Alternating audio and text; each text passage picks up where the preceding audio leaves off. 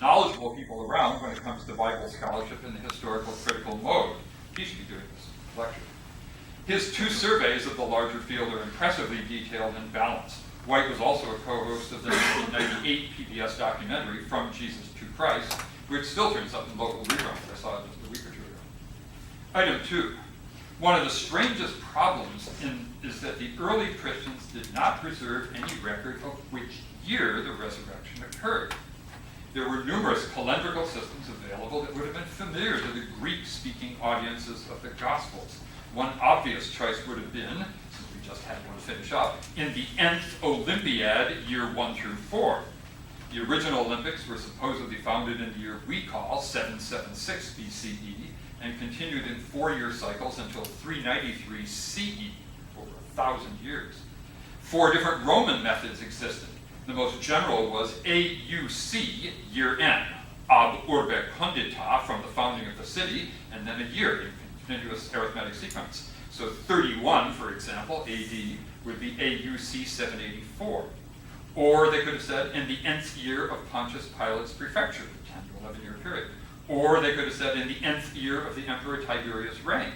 Or they could have said the year when X and Y were consuls, so the Romans had 2 supreme executive officials for each year for over 1,000 years, and dated events by the consulships of X and Y. None of that is used.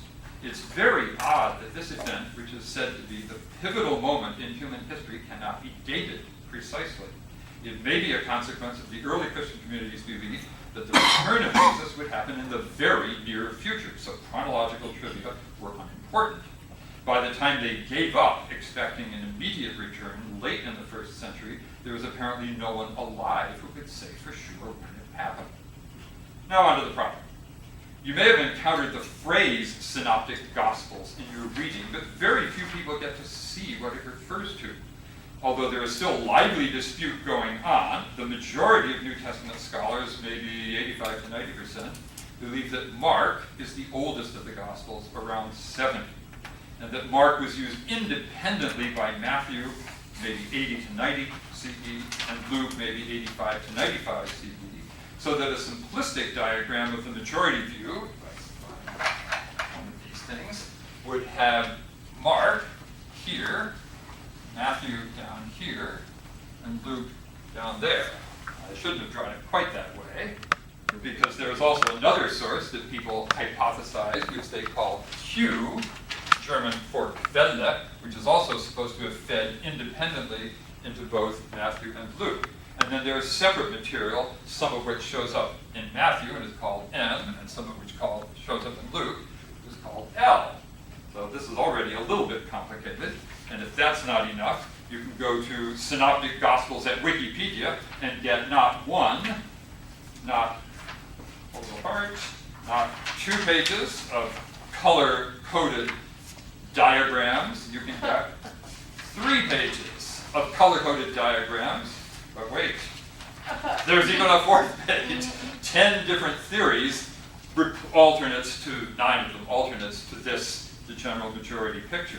If that isn't sufficiently confusing, I don't know what would be.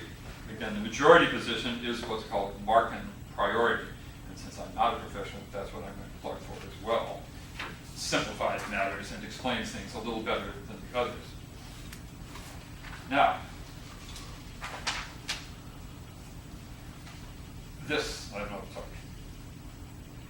to show you how contentious this subject is, that wiki article that I just held up quotes one scholar from decades ago named John Wenham as saying that he was part, for a time, of an international synoptic problems seminar hosted by the Society for New Testament Studies, an international group. They discussed synoptic problem issues for 12 years. And when they finished, they disbanded in 1982, quote, "They had not reached a common mind on a single issue." When you think about how many people take the Bible literally, you realize the best scholars around in the 70s and 80s couldn't find anything they agreed on. They couldn't agree on any of those 10 charts. They couldn't agree on anything. Brain starts to swim. Matthew, Mark, and Luke are labeled with that Greek-based word synoptic because they see and tell some of the stories about Jesus together, occasionally in verbatim lockstep. Page 2 of your handout a little bit cherry-picked, but not a gross misrepresentation, shows what normally stays latent and invisible in Bible texts, where there may be cross-references in the margins to parallel passages, but each gospel text runs by itself, start to finish. Even if you don't know any Greek, you'll be able to see that the red underlined words are identical or very close to identical in all three columns, and so also the English translations on the right. If you did that sort of thing on a term paper, it would be called plagiarism, and you'd hear about it from your instructor in the administration. But it happens throughout Matthew and Luke. One estimate in Brown's introduction, that item number 1, says that 80% of Mark's 661 verses are reproduced, in quotation marks, I'm not sure what reproduced means, among Matthew's 1,068, and 65% of those 661 in Mark are reproduced among Luke's 1,149.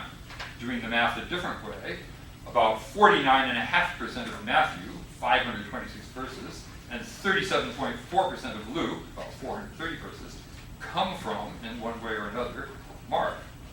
I should add that some scholars do not think these resemblances prove copying, and I don't know exactly what reproduced means. I haven't gone through in that level of detail.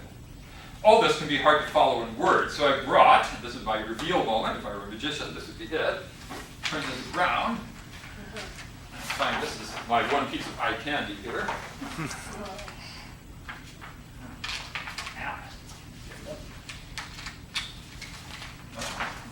Oh yeah, sure, sorry.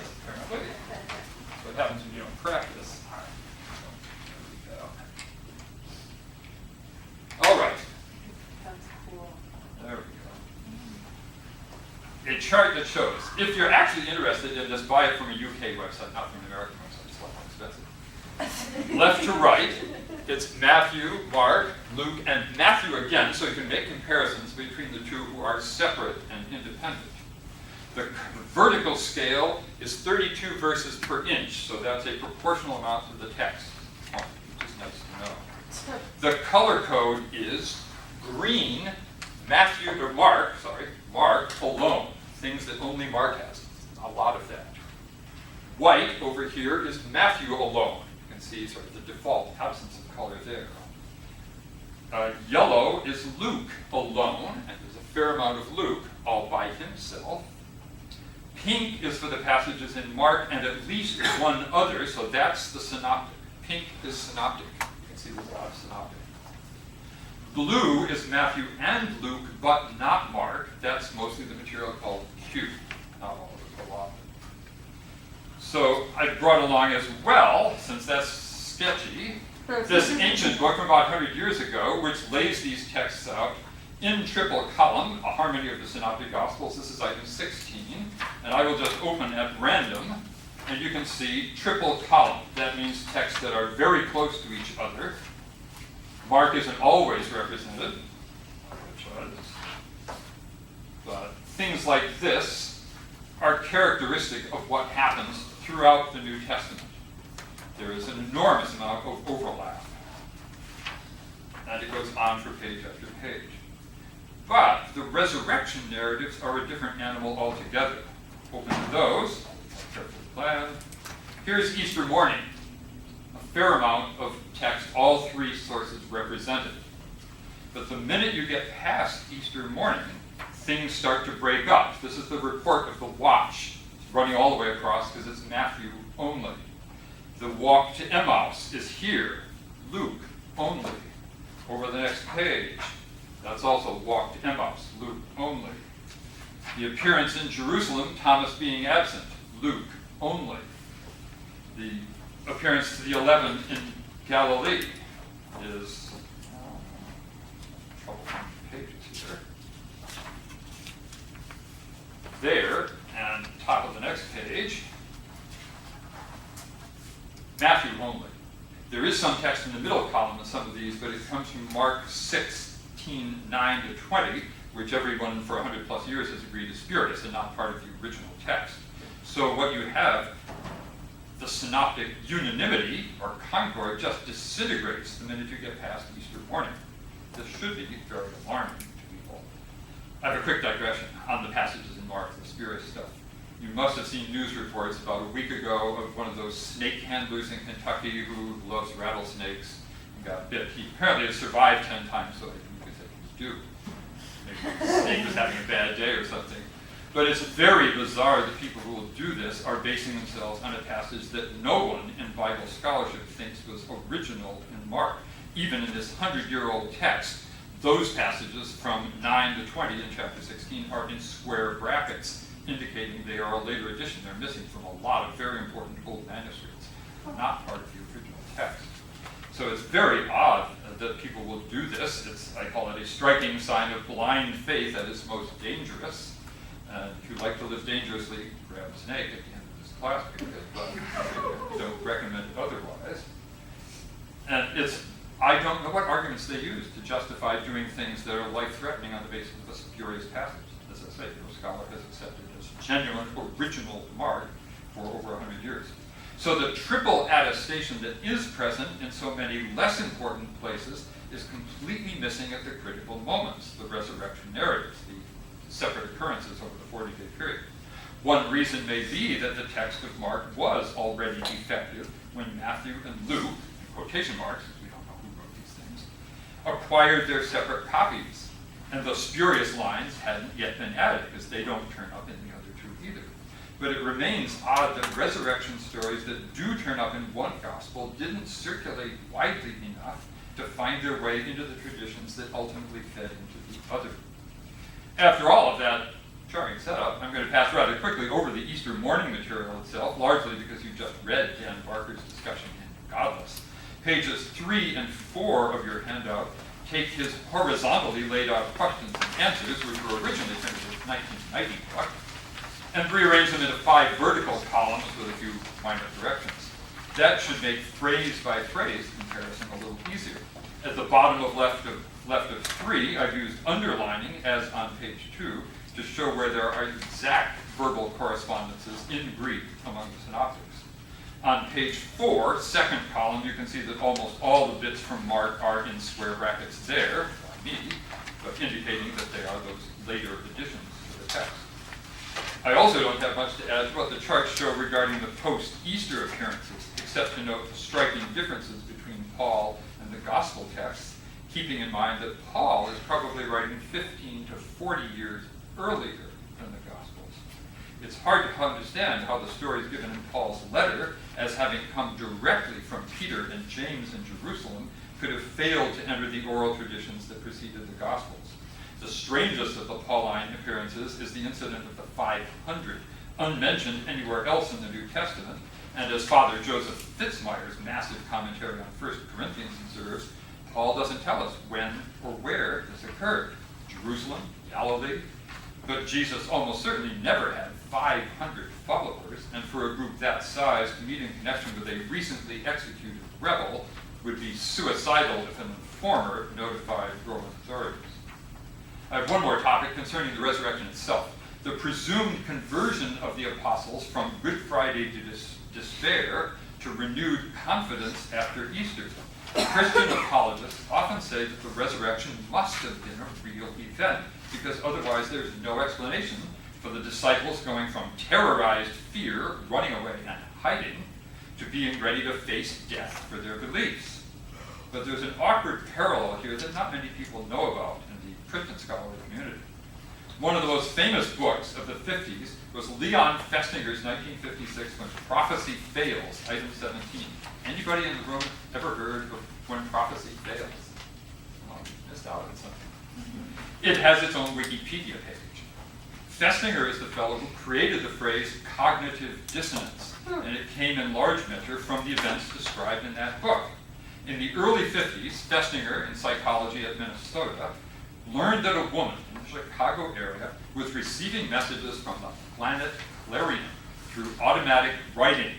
If you don't know what automatic writing is, go read up on it. If it doesn't say crackpot to you in the first paragraph, something's missing.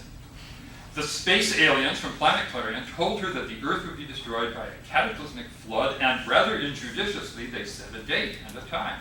7 a.m., December 21st, 1954.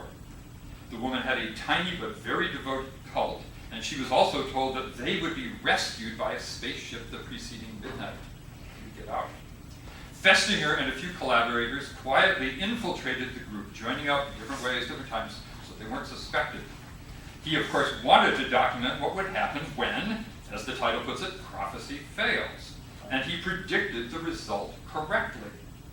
The group gathered on the night of the 20th, full of expectations. Some, and you hear this in other stories, some had quit their jobs, gotten rid of all their possessions. They had to take off all metal objects, so they were still, some of them were half naked, but ready to be taken away. Midnight came and went, no spaceship. This is a problem. The group was in turmoil until about 4:45 a.m. when another automatic writing message came in to save the day, saying that the group's receptiveness to their message had caused a change of mind in the God of Earth, the figure who was going to destroy the Earth. So the flood didn't happen at 7. But even this incredibly direct falsification of their beliefs didn't change them.